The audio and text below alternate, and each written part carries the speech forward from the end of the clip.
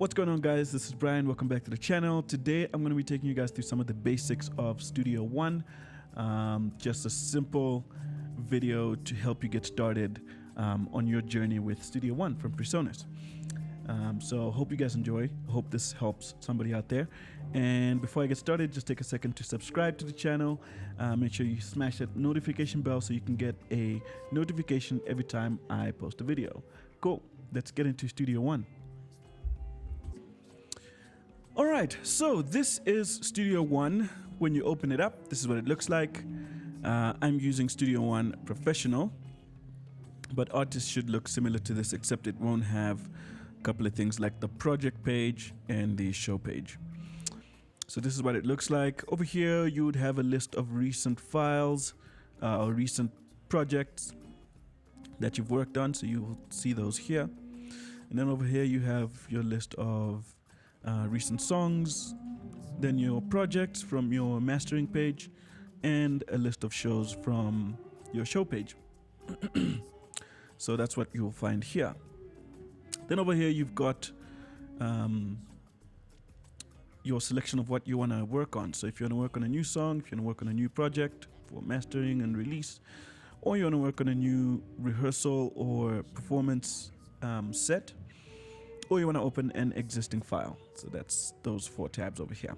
And then here in the center, we've got your profile, your artist profile. This will show up on your My PreSonus page or on your Sphere if you are a PreSonus Sphere member. PreSonus Sphere is a subscription platform that PreSonus developed that gives you access to all of PreSonus's software, everything that they've created.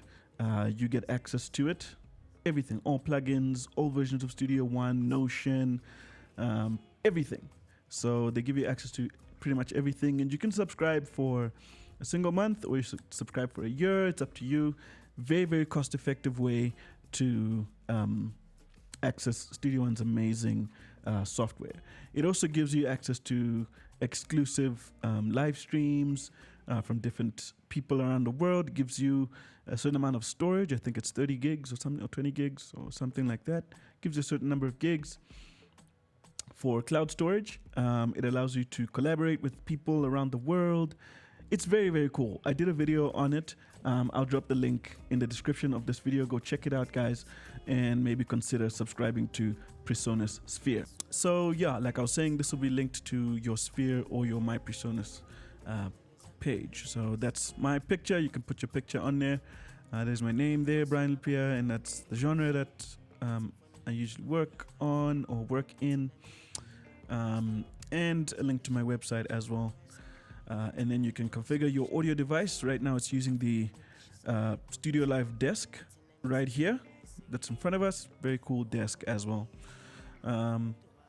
But you can choose whatever interface is connected to your computer, whether it's an audio box or it's an Evo 4 like that one over there, or a Steinberg interface. Whatever interface you have connected, you can select it from here, from your list of interfaces that are connected, and click OK, and then you're pretty much done with setting up your interface. And then on this side, we've got 2 different tabs. So we've got Newsfeed. So this shows you everything that PreSonus wants you to know about. So this is their little Newsfeed section over here. So anything that's going on, anything that they have to say, they'll put it on here. Then you've got available demos and tutorials. So you can watch different demos and different tutorials over here in the demos and tutorials tab. And then over here you've got their social media, so YouTube channel, their Instagram, Twitter, and their Facebook page as well. Cool. So that is this page. Okay, up here we've got a download dialog box right there. So this gives you a history of all your downloads, and whenever you're downloading something, it shows up here. Yesterday I updated to Studio One 5.5, which is now available. So if you're using Studio One and you didn't know, the new update is available. They've done some really cool, they've added some really cool things to the project page and to the show page.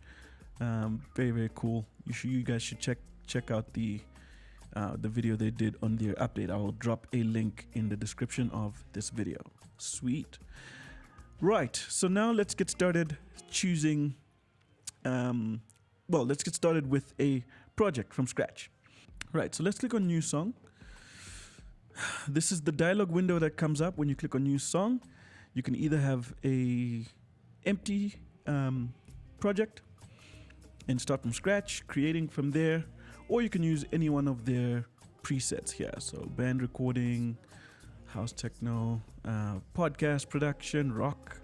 So you can choose, depending on what you're doing, you can choose a template so that you're not starting from scratch. It'll have a few things already set up and ready to go for you.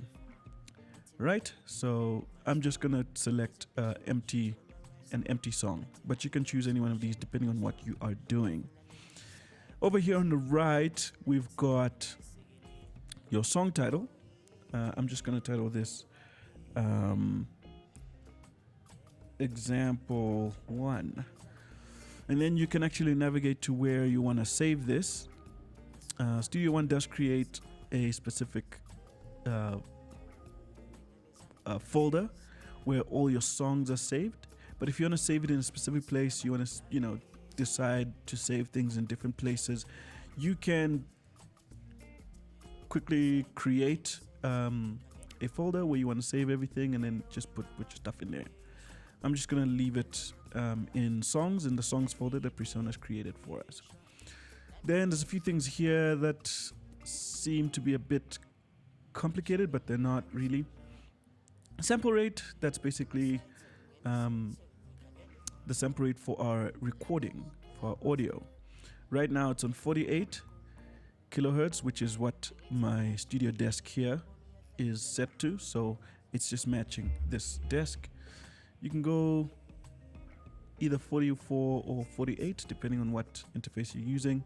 Then you got your resolution. I'm going in at 24 bits. Then your time based on bars or seconds or samples, or frames, you can set that. I just leave it on bars. Song length, you can decide how long you want your song to be. I can put it on 5 minutes, I can put it on 2 minutes, I can put it on 2 hours. It just depends on how long your song is gonna be. If you start working and your song goes longer, it doesn't matter, it's gonna extend automatically. Then you've got your BPM there, that's your beats per minute, your tempo. Then your time signature, this just, it's a bit technical, but it's basically the number of beats in each bar.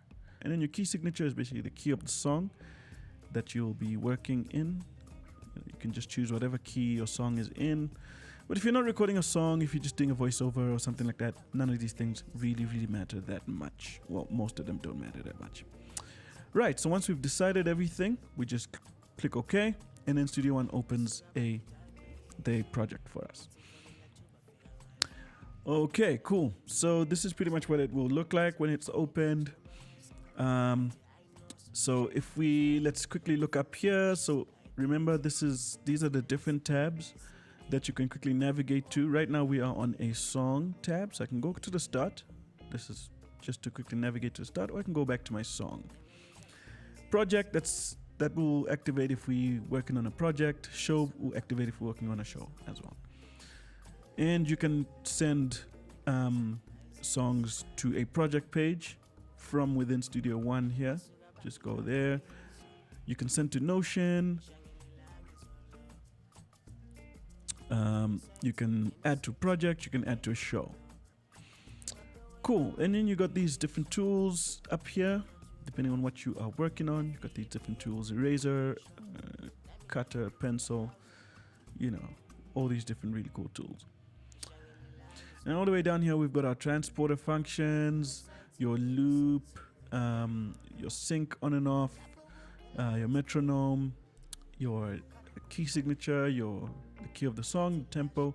You can change all these things. These are things that we set on the first page of our project. And you can always change them again from here. Right. So now let's add a channel so that we can record something, for example. So we're going to click on this little plus button. But also you could just double click in this empty space here and it'll bring up the dialog. So you double click in the empty space, or you click on this plus button, and then it'll give you this dialog screen, and then you can name your track. So let's say that's we'll just leave it as mic. That's your microphone. And obviously we want to do an audio track because we want to record audio through our microphone. If you wanted to create a track for your MIDI controller so you can have a virtual instrument, or create an automation track or a folder track, you can just decide what type of track you're creating. So we're doing an audio track. This count here just allows you to decide how many tracks you want to create at the same time. So right now we're going to create one. You can create whatever number you want, 2, 25 if you want, but we just want one track. And then this is the color of our track. You can either set it to choose a color automatically, or you can decide what color you want to choose. So you can color code all your tracks and have, your lead track have a specific color and your backing vocals have a specific color. All depends on you. Then we have the format of your track here, which should be mono if you're recording a microphone, or stereo if you're recording an instrument like a keyboard that has a left and right output. Then under here we've got presets. Depending on what you are recording on your track, you can put a specific preset on it. So for example, if you're recording backing vocals, you can put a backing vocal preset. You can always go in and personalize it for the vocals that you're recording, or you could just leave it blank like that, empty, so that you can do all that stuff after you're done recording. Then your inputs, you can then select what input you're going to be using.